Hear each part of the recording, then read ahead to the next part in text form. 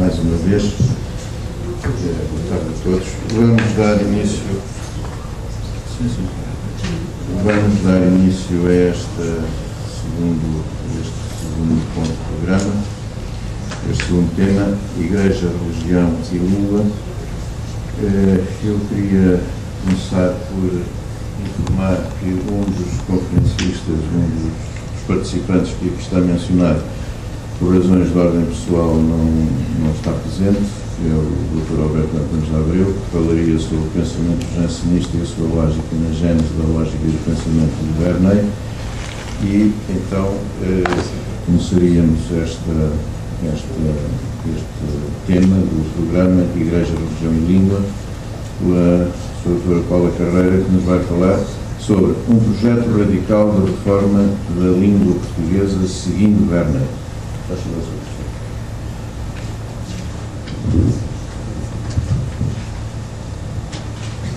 obrigada. Boa tarde a todos. Começo por agradecer à Comissão Organizadora a possibilidade de estar aqui presente a apresentar este tema mais perto. E vou então começar com a proposta que vos trago aqui hoje. Luís António Verney foi uma das figuras que representaram o espírito reformista do iluminismo português. No verdadeiro método de estudar, editado em 1746, Verney analisa criticamente o estado dos estudos em Portugal e apresenta propostas pedagógicas que viriam a inspirar algumas medidas implementadas mais tarde por Pombal, patentes especialmente nos novos estatutos da Universidade de Coimbra de 1772.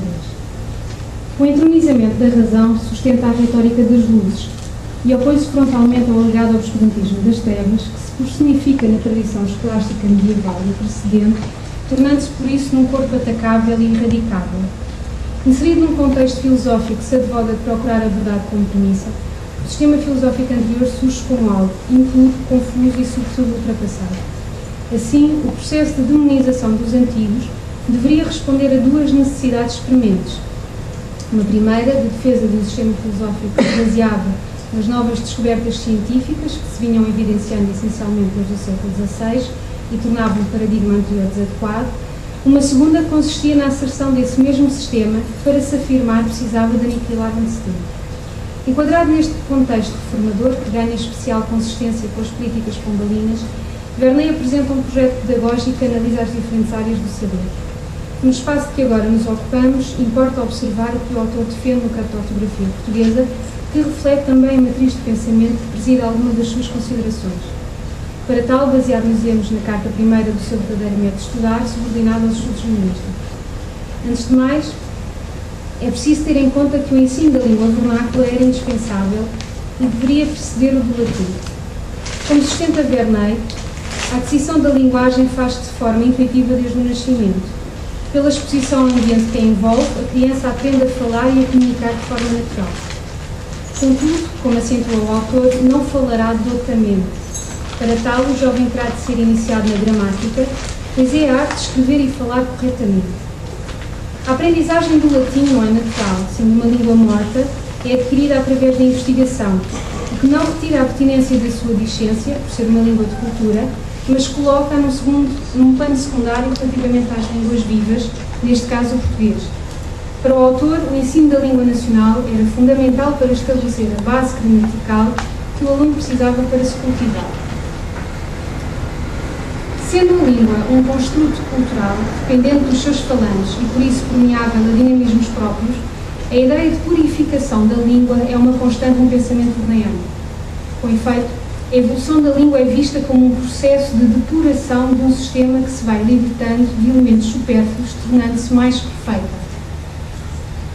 Verney usa como termo de comparação o desenvolvimento da língua latina para suportar esta ideia de apuramento, fazendo uma linha cronológica e progressiva desde Livio Andronico até Cícero ou Virgílio, demonstrando que a época destes foi qualificada de áurea precisamente por ser mais perfeita. Desta forma, o filósofo defenderá uma ortografia mais simples, mais racional, atacando as afetações desnecessárias e aqueles que defendem uma escrita de tendência arcaizante que dificulta a leitura do português, conseguinte, o entendimento do discurso que se transmite. Além de mais, A cedência a uma determinada tradição ou autoridade apenas por ter um valor convencional é recusado por Verneuil, e amplamente pelos iluministas, como afirmação dos novos valores. Na verdade, o que está em causa é a aceitação acrítica dessa herança. E passo a citar. Sei que alguns dão, em razão do que escrevem, acharem-o assim escrito nos antigos portugueses. Mas esta razão é de cabo espada. Porque, tratando-se de línguas vivas, que não estavam purgadas pelo passado, mas que na nossa idade se vão reduzindo à perfeição, e desta, da qual no nosso tempo apareceu o primeiro vocabulário, não devemos estar pelo que disseram os velhos, mas examinar se há razão para se dizer assim. Fim de citação. Tendo em conta o que foi dito, a simplificação da ortografia, literalmente a reta escrita, afigura-se indispensável. Para Verneuil, a escrita deve exprimir a fonética, sendo a etimologia relegada para segundo plano. Curiosamente, o autor defende uma pronúncia específica como alicerce modular para a fixação da grafia, a dos homens mais instruídos da região da Extremadura, e será com base nela que tecerá as suas considerações. Partindo ainda do princípio que o dinamismo da língua leva à perfeição da mesma, Verneuil não recusa a inclusão de estrangeirismos quando o português é deficitário. Contudo, o uso excessivo de vocábulos externos, mesmo de latinismos, é uma afetação reprovável, e cito de novo, vício dos pedantes e dos ignorantes. Fim de citação. Verneuil organiza o seu discurso e apresenta várias reflexões sobre as diferentes letras de forma alfabética.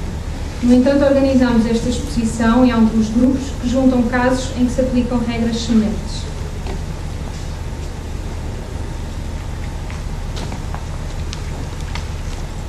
A supressão de letras duplas.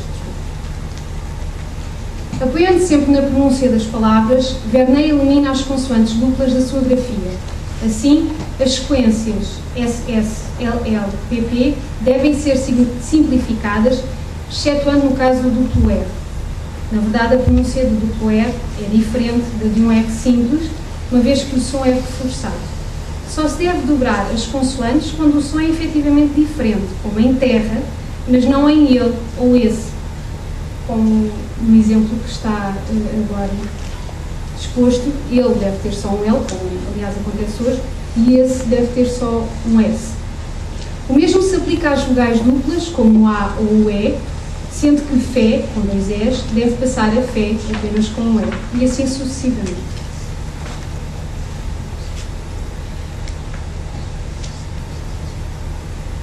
A supressão de algumas consoantes. Partindo do pressuposto que os grafemas que não têm referente fonético na pronúncia das palavras devem ser eliminados, Verneuil, antecipando-se em alguns casos ao que aconteceria apenas no nosso século, defende a supressão de C e P antes de T, como em compacto e pronto, nesta tipografia da autora. Defendendo-se contra alguns equívocos que possam surgir com o emprego desta regra, Verneuil afirma que o contexto em que as palavras são usadas dissipa qualquer dúvida. De facto, num exemplo um tanto ou quanto caricato, o autor acentua que qualquer confusão entre compacto e a expressão compacto, entenda-se separada, compacto, como em arroz compacto, é esclarecida na circunstância em que aparece. Acrescenta ainda que, para refutar a posição de outros autores, como o padre Boutot, existem casos de homonímia cujo significado pode apenas ser aferido pela ocasião em que as palavras são empregas. Todas as citações que eu agora vou apresentar verdadeiramente de estudar são tiradas para vocês poderem ver a grafia, na grafia do século XVIII. Com a vantagem de não termos a mancha tipográfica do século XVIII. Torna a leitura mesmo assim mais simples. Portanto, da mesma sorte, cria, verbo que significa tirar do nada, cria, verbo que significa produzir a terra, cria, verbo que significa dar leite às crianças, e cria, imperfeito, verbo querer. Interessante verificar que a mesma palavra hoje em dia padece de ambiguidade, acrescida do sentido substantivado, bastante comum na utilização odierna, que deriva precisamente da forma verbal. Outra consoante que deve ser retirada da ortografia é o H, sendo a sua utilização legítima apenas quando é lido, como nas sequências consonânticas CH, NH ou LH. Assim, apesar de Verneuil admitir em alguns casos a dupla grafia, como em ovo do verbo haver ouve o verbo ouvir, prefere a eliminação daquela consoante que correspondeu a uma aspiração, mas já não tem concretização no português. No entanto, ressalva também os casos em que o H deve ser mantido em palavras derivadas do grego, no campo das ciências, e em caso de nomes próprios como Homero ou Heródoto. Assim, humilde e homem deverão grafar-se humilde e homem sem H. Resta apenas apontar para o G, que Verney retira quando se torna obsoleto como em Magdalena, mantendo, contudo, juntamente com o B e o D, em vocábulos onde a sua pronúncia é evidente, significado, adverte, obscuro. A notação das sibilantes surda e sonora. Ainda hoje temos diferentes grafemas para marcar o som sibilante surdo, sendo comumente associado à letra S. Por antecipação e atendendo à máxima verneiana de que a escrita deve refletir a pronúncia, não será arriscado afirmar que as diferentes formas de notação deste som se simplificarão e reduzirão. Verney preferirá o grafema S para exprimir o som de que agora nos ocupamos, desprovendo das demais realizações fonéticas que têm como sibilante sonora em situação intervocálica, por exemplo. Como em casa. Começando por analisar a terceira letra do alfabeto, o autor defende que o C cedilhado deve ser eliminado da escrita portuguesa, uma vez que terá derivado de uma maneira errada de escrever a letra S. Com efeito, diz-nos Verney que eu verdadeiramente não sei de onde veio que o Sá se pronunciasse Sá. Mas se é permitido conjecturar em matéria tão obscura, suponho que foi por engano de quem escrevia que pintava mal o S, e assim com o tempo tomaram-no por C. Porque, a falar a verdade, o C com cedilha são dois Cs contrapostos e que imitam bastante um S, assim como está aí desenhado um C por cima do outro, parece que formam o tal S. Daqui se conclui que, antes de A, O ou U, se deva empregar sempre S, admitindo o autor uma exceção antes de I e E, usando o C simples, uma vez que tem o seu próprio suído sem violência alguma. Parece, pois, que para Verney a coerência desta máxima é mantida, porque aparentemente o som representado pelo C cedilhado é exatamente igual ao S, mas o C antes do I ou E já soa de forma diversa. No que diz respeito à sibilante surda, diz-nos Verney que a letra Z, que deve ser sempre preferida a qualquer outra para simbolizar aquele som, sofre uma espécie de maltrato pela tradição linguística.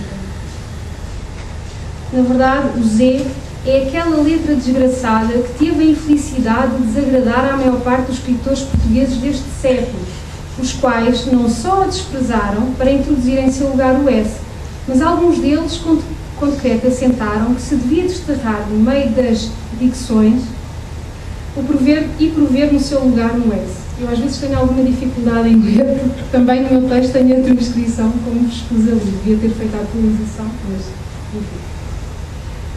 Desta forma, sintetizando as considerações de Verney, deve usar-se sem ambiguidade a letra S para a sibilante surda, e o Z para a sonora.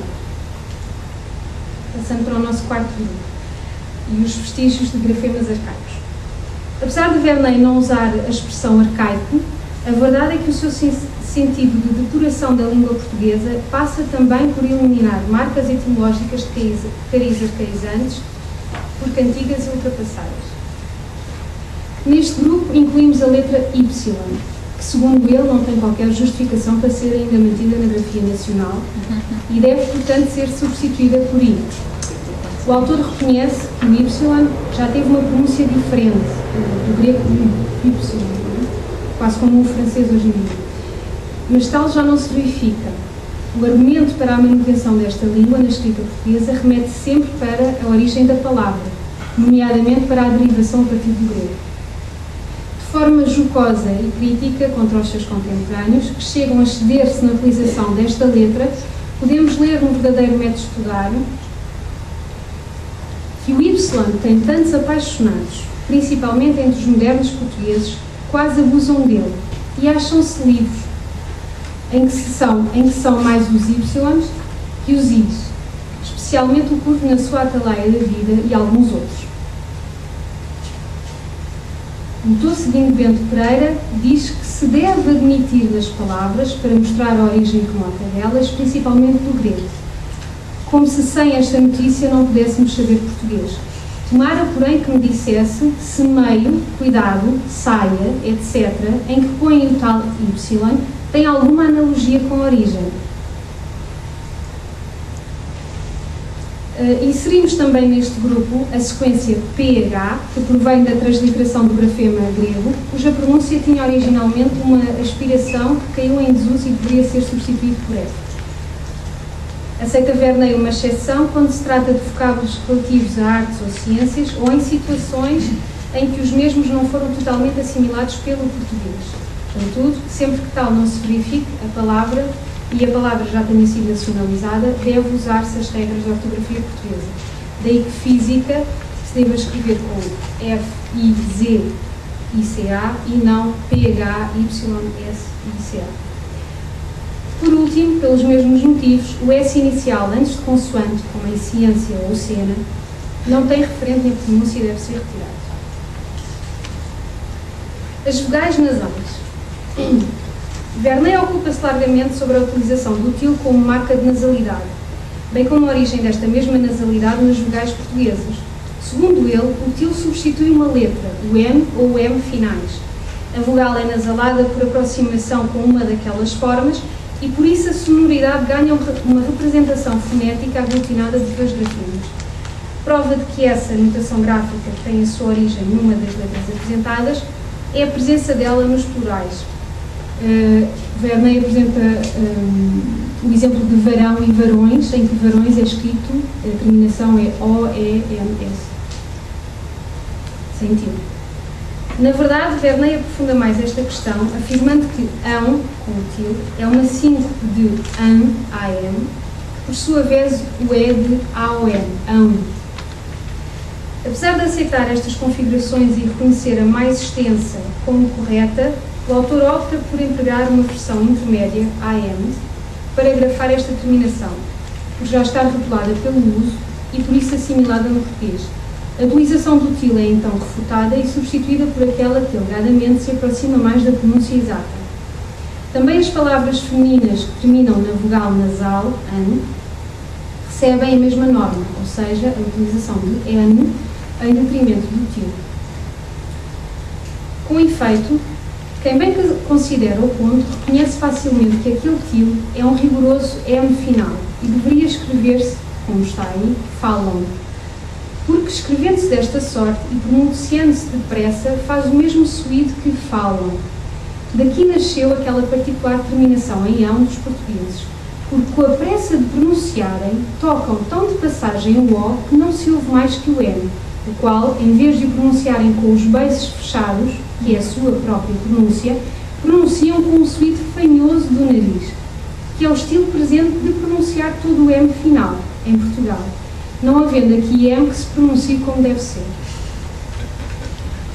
A partir deste excerto, importa salientar que, mesmo quando Verney reconhece que a pronúncia atual já não é correta, como este M que não se pronuncia nunca de maneira nenhuma correta, deve ser essa a base da ortografia.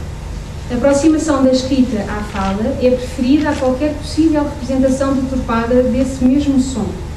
Sendo as línguas vivas organismos dinâmicos, a ortografia deve acompanhar essas transformações que são reguladas pelo uso convencional da língua, mesmo que para o autor a pronúncia mais acertada já se tenha efetivamente perdido. A acentuação. Os acentos têm uma função sobretudo de desambiguação, sendo indispensáveis para distinguir as palavras, como amará e amar. São aqueles que tiram a confusão à pronúncia e ensinam como se deve distinguir as partes do discurso, como está aí nessa situação.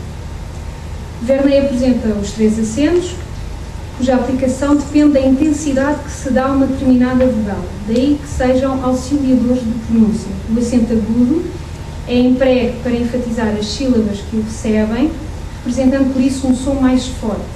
O acento grave tem uma função semelhante ao anterior, retratando um som mais suave, usado em algumas partículas. Por último, o acento circunflexo, mais maltratado por Verney neste caso, é uma notação obsoleta que Verney relega para um emprego praticamente inútil, podendo ser usado por cima do i em vez do ponto. e este é o nosso último grupo, sobre o IFAN. Quanto ao uso do IFAN, ou linha, como lhe chama Verney, é necessário esclarecer que tem também a função de auxiliar a reta pronúncia de um discurso, uma vez que é através deste símbolo que o orador sabe se deve unir ou dividir dicções. Desta maneira, um IFAN deve ser utilizado para unir o verbo ao pronome referente nos casos reflexos, tanto na afirmativa como na negativa, como temos nos exemplos. Fazemos-lhe, lhes fazem, nos dizem, nos fazem, se fizer, e esta é negativa, que é mais estranha, se não fizer. Tudo junto com IFAN. Distinguir alguns tempos verbais, como nos exemplos amasse e ama-se. Desambiguar a forma por, quando é preposicional causal, do verbo por algum por isso. No caso de translineação de palavras, fazendo a repetição do traço quando a divisão é feita numa palavra efemizada, a semelhança do que hoje se aplica. Faz-me, só que Verney grafava este IFAN como um IFAN duplo, como se fosse um símbolo de igual. Claro que ele próprio reconhece que este uso do IFAN é excessivo e ele próprio não vai aplicar durante as suas cartas, mas ainda assim é aquilo que ele apresenta. Inserido num contexto racionalista, Verney personifica um homem do seu tempo. A importância concedida à pronúncia como forma de regulação da escrita reflete a busca por fazer corresponder um artifício humano, como a ortografia, a uma verdade expressa na realização física de um som. A recusa da etimologia expressa-se essencialmente na desadequação de uma representação escrita que acaba por não ter um referente na concretização oral. Porém, o problema de ter como alicerce uma fonética consiste na criação de um determinado grau de arbitrariedade nas regras defendidas, de tal forma que nem o próprio Verney consegue ser sempre coerente. A escolha de uma pronúncia em particular, como a da Extremadura, poderia também configurar uma dificuldade à clareza da escrita e uma contradição da premissa basilar verneiana. Se o objetivo é aproximar maximamente a escrita à oralidade, que dizer da diversidade de pronúncias espalhadas pelo país que poderiam não ter referente para decifrar a grafia e permitir a leitura do texto. Claro que Verney parte de um princípio qualitativo de que existe uma pronúncia melhor, mas isso não facilita a sua tarefa e terá de enfrentar problemas de multiplicidade ortográfica a que a etimologia poderá responder, ainda que não de forma intuitiva. Importa reter que Verney reconhece a língua como um sistema vivo, cuja evolução é natural e acompanha ao homem que a constrói, usa e determina a sua validade. Usar uma ortografia que não manifesta essa evolução não deixa de ser uma reverência para com uma tradição cujo uso convencional vem inutilizando, na senda que os iluministas tanto contestaram durante a modernidade, adaptando o mesmo argumento a praticamente todas as áreas do saber.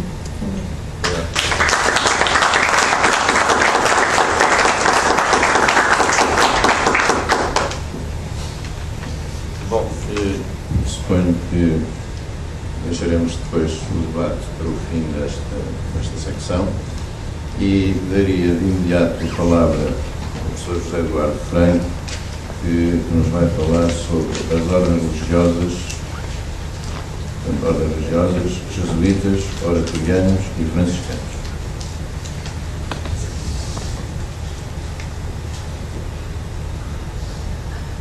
Boa tarde. Em primeiro lugar, gostaria de agradecer o amável convite para estar aqui, feito pelo Beato Epifânio, e felicitá-lo pela organização deste evento. Cumprimento os colegas de mesa, os colegas especialmente. Eu irei falar sobre a crítica iluminista às ordens religiosas no tempo de Verney e com base em investigações que tenho feito em torno dos jesuítas, na relação com as outras ordens. Eu gostaria de começar por usar uma metáfora que gosto de usar para caracterizar a complexa relação entre as ordens religiosas e a história de Portugal. É uma metáfora conjugal. Poderemos dizer que houve três grandes fases na relação das ordens com a história do nosso país. A primeira fase foi uma relação de casamento, de comunhão de bens. De bens simbólicos, de bens materiais, bens, começando logo com a fundação de Portugal, com todo o processo de assessoria das ordens na reconquista e povoamento do território e a sua participação em termos de cristianização e também no processo da afirmação da população de uma cultura identitária portuguesa, que depois, como sabemos, na modernidade, no processo de expansão portuguesa, essa assessoria, esse casamento no quadro do padroado intensificou-se de uma forma importante, com o aparecimento, entretanto, de novas ordens, e que se manteve mais ou menos estável, com alguns arrufos, como acontece no casamento, até ao século XVIII. E depois a segunda grande fase foi a fase de conflito e divórcio, que se consubstanciou com a expulsão, a primeira expulsão das ordens, em 84, e depois com a separação da Igreja-Estado e a expulsão, primeira extinção das ordens, depois a expulsão das ordens e congregações com a Primeira República, e então dá-se a separação deste casamento de forma conflituosa. Entretanto, a partir do Estado Novo, há uma espécie de reconciliação, mas o casamento anterior não se estabelece, como tinha sido, não se restabelece, e cria-se uma relação que eu chamaria de união de facto, em que hoje em dia ainda vivemos nessa relação de união de facto, com a separação de bens, ou das esferas, mas cooperando e convivendo e coabitando, como acontece hoje em dia. Usando esta imagem, podemos dizer que o século XVIII, o período do iluminismo, foi um momento em que a primeira fase começa a entrar em crise grave e começam-se a sentir os primeiros abalos sísmicos que conduzirá no século XIX uma fratura sem retrocesso e que levará a ser um conflito, que levará precisamente à separação violenta. E no século XVIII é fundamental não só a relação com os jesuítas, mas o papel das outras ordens no processo de afirmação, ou por cooperação ou por eliminação, o processo de cooperação entre o Estado, que se torna cada vez mais absoluto, e as ordens religiosas, e a compreensão desse papel e do lugar das ordens e a relação com a figura como o Marquês de Pombal, que é uma figura titular do século XVIII, ter com essas ordens é central para explicar, por um lado, essa afirmação de uma política ultra-absolutista, como sabemos, mas também vai iniciar um processo que o século XIX vai ampliar e vai radicalizar e vai ter, quer a crítica, quer as medidas tomadas, o século XIX vai ter como modelo, como veremos. Começarei então por dizer que no século das luzes a paisagem humana portuguesa estava superpovoada de ordens religiosas. Alguns autores afirmam com razão que Portugal era um país monástico e um país frade. A população dos mosteiros, conventos e outras casas religiosas tinha uma proporção desmesurada, apresentava uma proporção desmesurada no conjunto da população portuguesa. Por motivações diversas, mas em grande medida devido à forma como a mobilidade social se fazia e a restrição do acesso aos bens e à promoção dos filhos segundos da nobreza, as comunidades de vida regular estavam cheias de gente não vocacionada. Já desde o Renascimento, que é emblemático o elogio da loucura de Erasmo de Roterdão, que correntes intra e extra-eclesiais, dentro e fora da Igreja Católica, sentiam a necessidade e apelavam a uma séria reforma da vida religiosa consagrada para livrá-la do comodismo, do relaxamento e de ser um lugar confortável para oportunistas preguiçosos e de pessoas sem talento para uma vida social exigente. A necessidade de reforma foi imposta e ganhou força prática com as diretrizes reformistas do Concílio de Trento. Como já tinha acontecido de forma cíclica no passado, as ordens religiosas periodicamente são alvo de crítica e de exigência de reforma em cada tempo. O iluminismo, com a sua nova antropovidência e mundividência, inaugurou em Portugal uma poderosa crítica às práticas, Estado e expressões e posição social das ordens, propondo uma séria reforma e um sério redimensionamento. A crítica iluminista e as primeiras medidas restritivas do Pombalinas representará um primeiro abalo sísmico que provocará, em crescendo, um movimento de crítica às ordens e congregações religiosas que conduzirá a um sismo maior e a duas fraturas fatais para as ordens do século XIX e XX, com a extinção e expulsão das ordens e congregações pelo liberalismo e pela Primeira República. O iluminismo realizou em Portugal, em linha com o que se passava na Europa, um contundente diagnóstico crítico aos mais variados contornos da fisionomia social. Pretendia, à luz da sua ideia de progresso e de racionalidade analítica, pôr em causa as construções de um passado que se queria rever, revogar ou mesmo romper totalmente. A assunção de uma sociedade reformada passava, segundo os intelectuais iluministas, por abater os esquemas e práticas velhas para gerar uma nova era que se queria luminosa. Neste contexto, e eu não vou ler as 30 páginas, vou tentar apresentar de uma forma também dialogada. A religião e as ordens religiosas também estiveram no centro das preocupações da crítica iluminista e, em Portugal, como sabemos, a partir dos anos 30 e 40 do século XVIII, começou pela primeira vez e de uma forma quase à maneira erasmiana e tardia, começam a aparecer um conjunto de críticos e a surgir um conjunto de documentos, de manuscritos e até de impressos que começam a tecer um diagnóstico crítico àquilo que era a situação e o excesso desmesurado da presença das ordens.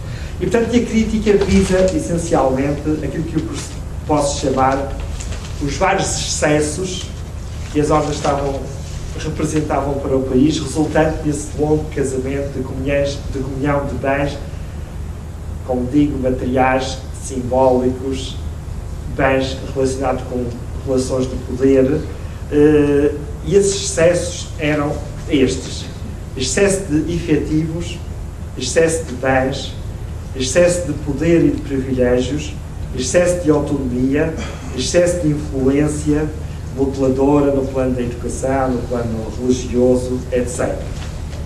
A primeira, entre outras, a primeira figura mais conhecida que começa a ser uma crítica barra relatório diagnóstico do país, onde as ordens também são constituídas como alvo central, é as conhecidas Instruções Políticas de Dom Luís da Cunha, o célebre embaixador português, considerado na altura já um de câmaras embaixadores, e que escreve em 37 e 38 as Instruções Políticas, que era precisamente para poder influenciar os jovens políticos que viessem a governar o país sobre as medidas que se deviam tomar para reformar Portugal.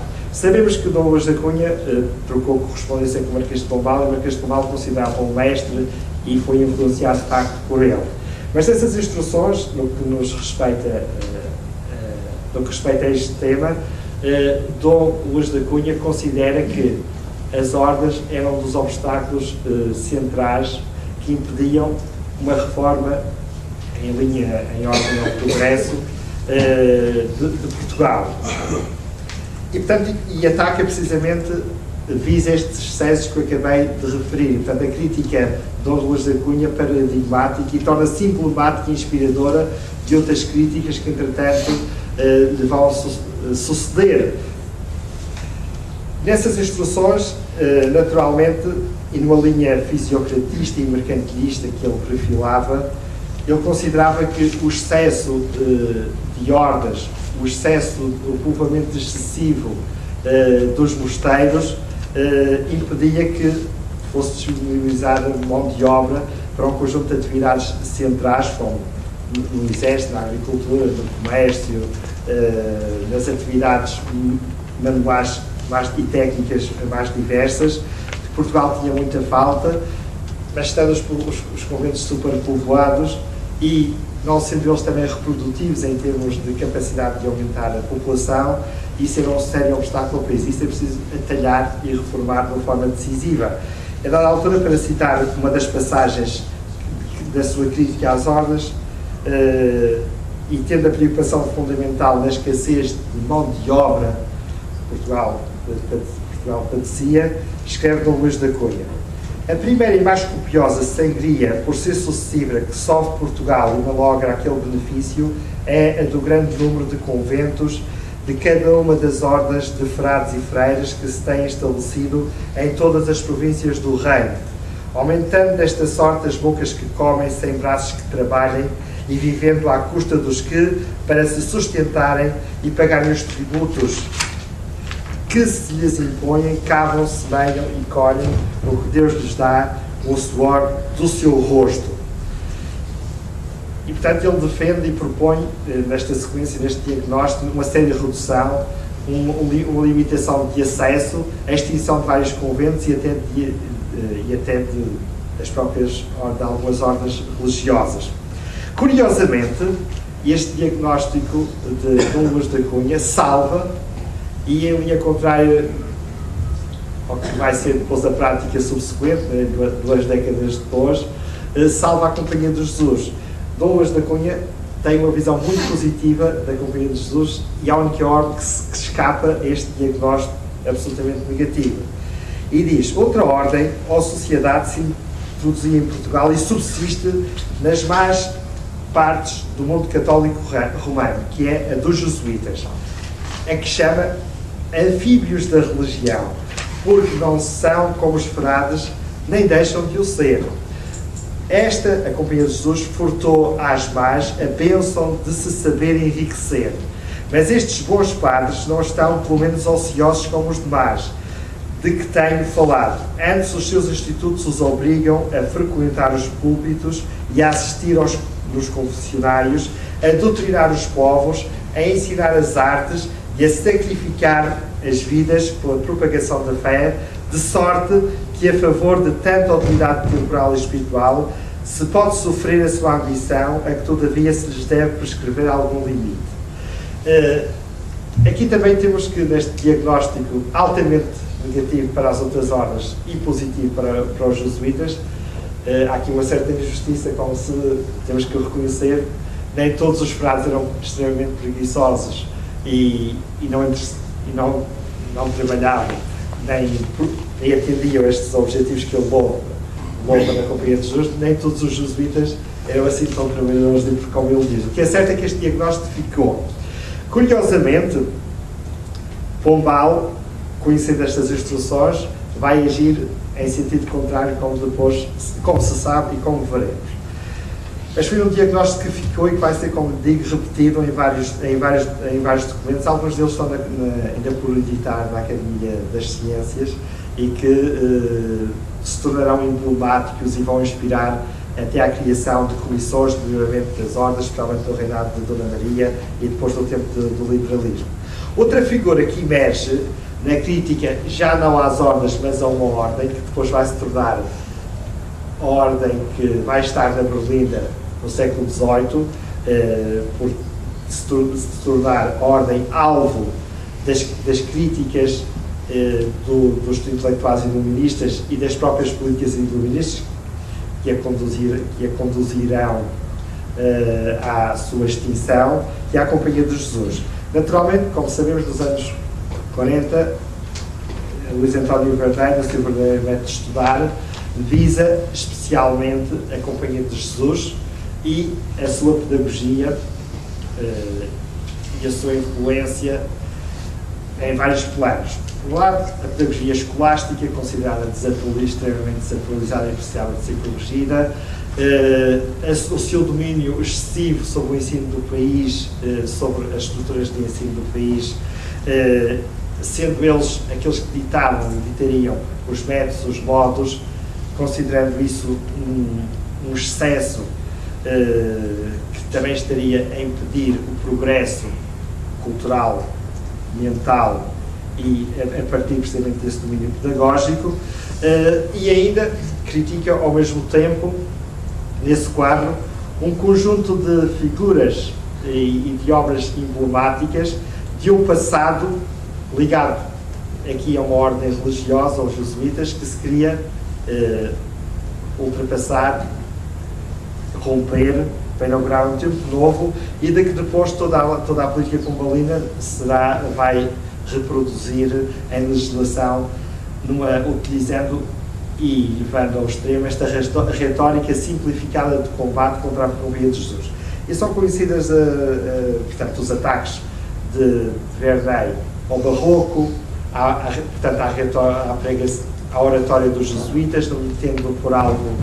Isto era uma prática que também se tornou prática pombalina, de selecionar algumas figuras, algumas obras símbolos, para melhor atacar, portanto, neste caso, esta ordem religiosa. E um dos alvos de Vernet, como sabemos, foi o próprio padre António Vieira e a sua paranética, salvando curiosamente a epistolografia que ele considerava modular e precursora até do estilo iluminista de escrever que ele preconizava. Mas o barroco, a retórica, a paranética de Vieira, essa foi considerada de outro tempo como uma verborreia sem oca, como depois, no século seguinte, o próprio Teófilo Braga, também citando e inspirando-se em Vernet, vai comparar os sermões de Vieira aos discursos taquigrafados dos deputados do nosso Parlamento.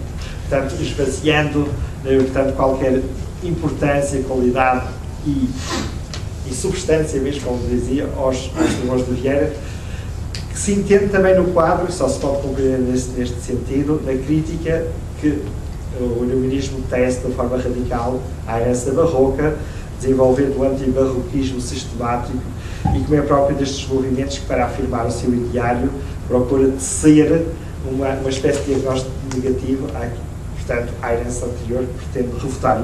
E nisso, neste campo, como sabemos, o iluminismo foi altamente maniqueísta e dualista, acabando num dualismo quase irracional, como alguns críticos agora mais contemporâneos costumam até portanto, caracterizar esse tipo de diagnóstico altamente simplificador, como sabemos. Mas, portanto, Vernet assume-se e, portanto, toma Vieira como um dos símbolos a bater e como representante do barroco na sua avaliação negativa, como depois ele com António de Figueiredo vão eleger a gramática de Manuel Álvares, que durante 200 anos foi o grande manual de ensino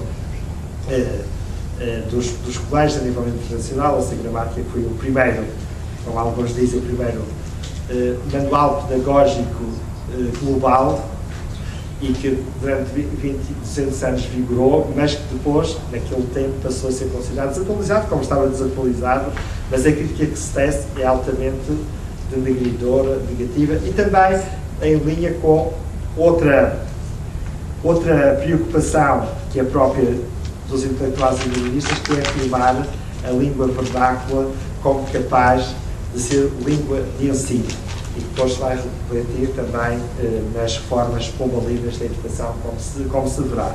E, portanto, há aqui estes dois intelectuais que, mas em linha diferente, um atacando curiosamente as ordens religiosas em geral e salvando os jesuítas, e no caso de Vernet, atacando os jesuítas, para depois também, juntamente com António Pereira Figueiredo e outros, valorizarem uma ordem nova, que será a ordem não é bem uma ordem, é uma congregação do oratório, que é uma metamorfose das velhas ordens, mas que já está mais próxima daquilo que vão ser as congregações religiosas do século XIX. O que é certo é que o Marquês de Pombal,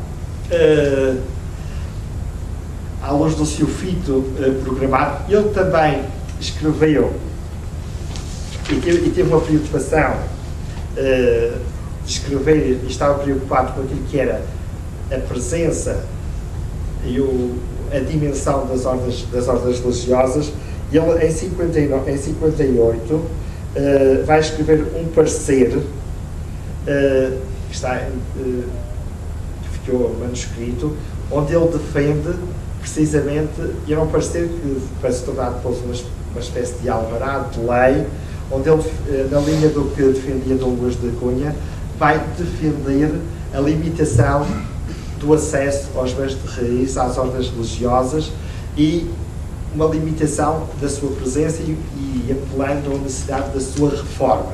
Curiosamente, em 58, onde ele também lança um inquérito ao país todo, e acho que a nível, portanto, à metrópole e aos territórios ultramarinos, para conhecer aquilo que era os bens, a presença, o número, o universo das ordens, para efeitos até estatísticos. Uma espécie, à maneira do século XIX, foi a primeira sindicância feita às ordens, como foi prática no século XIX fazer, e que geralmente precedia e precederam às expulsões, às extinções, faziam-se as sindicâncias, ficaram célebres no século XIX. E, curiosamente, há aqui só um caso curioso, é muito significativa a resposta a esse inquérito mandado fazer pelo Marquês de Pombal, do padre Apolinário José, que é citado por Pinheiranda Gomes, e isto é muito curioso que estudou isto em pormenor, que era padre cura de Malaca, que dizia, relativamente ao inquérito, isto: esta paróquia não tem conventos, que é lugar pobre. E, portanto, isto tem a ver com a ideia que os conventos só se situavam em lugares que tinham meios, que eram ricos, e, portanto, esta resposta é uma das respostas curiosas a este inquérito que é lançado nesta época. Entretanto, como sabemos, o Marquês de Pombal acaba por, embora nos primeiros 3 anos da sua, até 1753, quando ele era ministro da Guerra, já Estado, exatamente, e, portanto, tinha a superintendência dos negócios do ultramar, diríamos nós hoje, portanto, das fora, do Brasil, do Oriente. As orientações que ele dá vão precisamente em linha com aquilo que eram as recomendações do Luís da Cunha. Se lemos as cartas e correspondências que ele troca, nomeadamente com o Brasil e ao seu irmão, que era, portanto, governador do norte do Brasil, ele sugere claramente que se favoreça os padres da Companhia de Jesus na atribuição dos campos missionários, porque eles são os mais diligentes, mais trabalhadores, mais dedicados, e, portanto, diz claramente que se favoreça em relação às outras ordens. Curiosamente, como sabemos, a partir de 53, 54, na sequência de toda a problemática da aplicação do Tratado dos Limites, há um volte-face significativo, e depois com o terremoto e o papel de Malagrida na interpretação do significado do terremoto, há um volte-face significativo, e o Marquês de Pombal, de amigo dos jesuítas, passa-se a inimigo profissional dos jesuítas, de forma radical, expulsando a companhia em 59, inaugurando um ciclo de expulsões que vai levar à extinção pelo Papa em 1773. Mas o que é curioso é que ele consegue extinguir uma das ordens mais poderosas e acompanha esse processo de perseguição e expulsão da produção de uma documentação propagandista extraordinária, onde vai pontificar precisamente obras como a dedução cronológica e analítica e o compêndio histórico da Universidade de Coimbra, para falar das mais relevantes. Mas o que é interessante, e contrariamente a muitas análises do século XIX, em que tentaram tornar o Marquês de Pombal liberal, anticatólico, anticolonialista, por razões ideológicas, anticlerical, o Marquês de Pombal utilizou, talvez como ninguém, aquilo que eram as velhas rivalidades entre as ordens religiosas, que havia desde sempre, com concorrência e rivalidades, especialmente com a chegada dos jesuítas a Portugal, em 1540, essas rivalidades acentuadas com a propaganda anti-jesuíta, que vem em primeiro lugar das ordens religiosas, nomeadamente dos dominicanos e franciscanos. E ele utiliza bem essa rivalidade, e se ele consegue preponderar e levar em frente a expulsão dos jesuítas, em grande medida foi devido a essa arquitetura de assessoria que conseguiu garantir da parte de um conjunto de membros de várias ordens absolutamente decisivas. E, por vezes, este papel das outras ordens na expulsão dos jesuítas e na afirmação de Pombal e do seu ideário, por vezes, é pouco considerado. Não esqueçamos que na sua equipa de assessores estavam figuras célebres de ordens que eram inimigas tradicionais dos jesuítas, nomeadamente Frei Manuel Cenáculo, do mundo franciscano, Frei João de Mancila e o Bispo Bulhões, do mundo dominicano, da ordem dominicana, o Abbé Platel, que passou por várias ordens, Magia dos Capuchinhos, o António Pereira Figueiredo, da ordem dos Oratorianos, Verney, que acaba por se ligar a outra ordem em Itália, mas curiosamente todos estes, a maioria deles, formados nos próprios jesuítas. Mas isso é um problema próprio do unionismo europeu. Como sabemos, os jesuítas acabaram por alimentar os corvos que os haviam de comer, como uma imagem poderosa de um autor francês, porque a maioria dos grandes iluministas europeus, franceses e também portugueses, passaram pelos colégios dos jesuítas. Os jesuítas foram os seus mestres e foram esses seus discípulos que os haviam de carcomer e eliminar, curiosamente.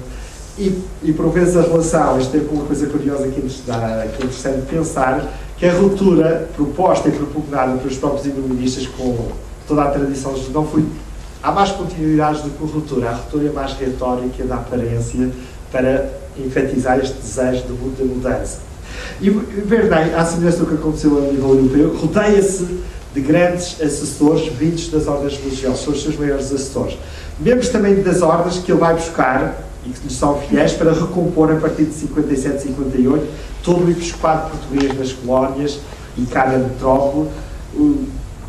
Vai buscar precisamente às ordens religiosas, e são esses membros das ordens, António Pereira, Frei Manuel do Senaco, Abbé Platel, que vão dar um contributo decisivo para elaborar as grandes obras paradigmáticas anti-jesuíticas que o Marquês de Pombal vai preparar, nomeadamente a Dedução Cronológica e Analítica, escrita em 67, publicada em 67 e 68, depois o Compêndio Histórico da Universidade de Coimbra, e basta ver a correspondência de Manuel de Senaco, onde ele testemunha precisamente quem é que o assessorava nesse processo de preparação dessas obras, sendo uma das figuras maiores, sem dúvida, Frei Manuel de Senaco, como sabemos, franciscano, que depois vai se tornar arcebispo de Évora, mas que foi primeiro provincial, e que, é curioso, naquela época, tinha-se assim, os franciscanos, que foram aqueles que mais sofreram da concorrência com os jesuítas historicamente, tiveram ali uma oportunidade de ouro para abater a Companhia de Jesus e conseguir. Nós esquecemos que o Papa Cristina, a Companhia de Jesus, era franciscano, também de 14.